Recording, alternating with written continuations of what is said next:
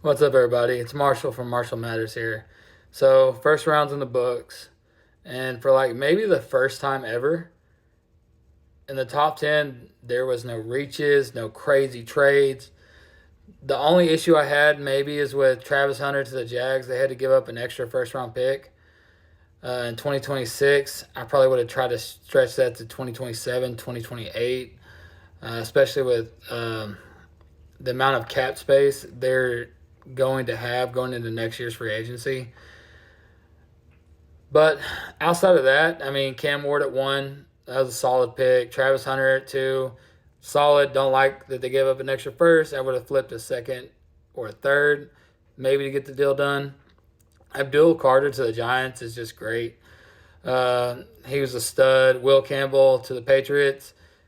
I don't think the short arms are really going to cause him much of an issue. Dude's a nasty run blocker and a really good pass pro. So I don't think we'll have any issues there. Mason Graham is a. It's going to be interesting to see if they're going to play him at a 3 tech or if they're going to run him at a 5 tech on the outside.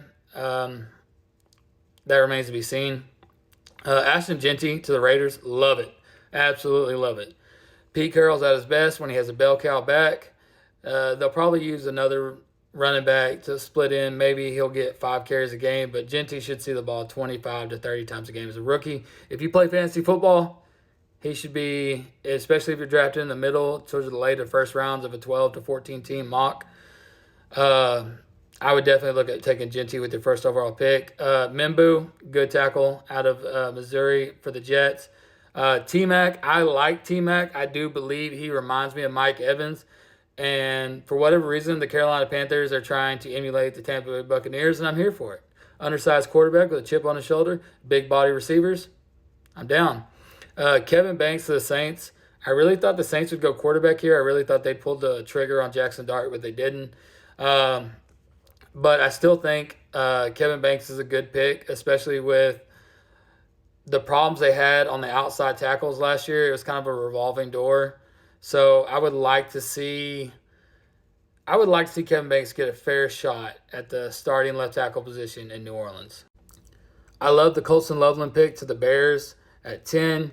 That Cole Kmet's great. Colston Loveland was my number one tight end going into the draft.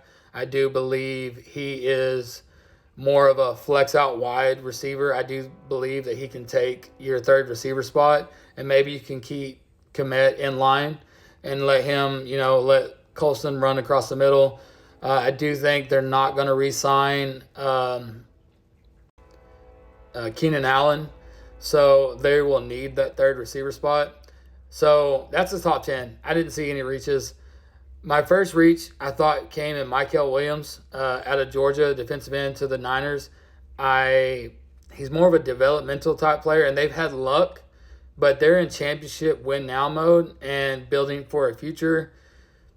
I don't really understand it. The dude reminds me of DeForest Buckner, who was originally a Niner before he went to the Colts. Don't necessarily love that pick. I would have rather them pick somebody that can come in and compete day one instead of someone that's going to need a couple of years of seasoning. I mean, he will contribute as a rookie, don't get me wrong, but he may see 5 to 10% of the snap shares. Tyler Booker, guard Alabama. So Dallas has drafted Tyler Smith in 2023, Tyler Guton in 2024, and now Tyler Booker in 2025. Someone could do the research and see what center is named Tyler for the 2026 draft class, because he's probably going to Dallas. As much as I want to hate on this pick, I really can't, because Jerry Jones does get one thing right, and that's drafting offensive linemen. So I'm going to give him a pass, because when it comes to linemen, Jerry knows what he's doing. Tyler Warren was at 14. I know I skipped the Dolphins, but I'll get there in a second. Tyler Warren, amazing, amazing pick.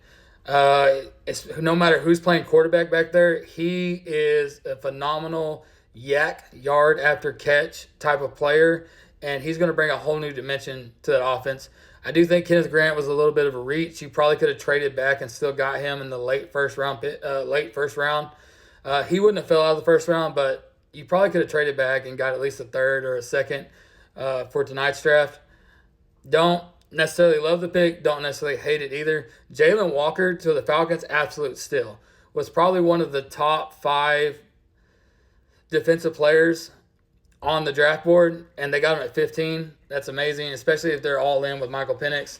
Walter Nolan from Mississippi. The Cardinals really need offensive line help to protect Kyler Murray, so I was kind of confused. They went D-line there, but you know, their head coach is a defensive guru, defensive guy. He's trying to bring his own type of people in. Walter Nolan probably going to need a year or two to season, but if they can get him up to speed quickly, could be a good pick. Shamar Stewart.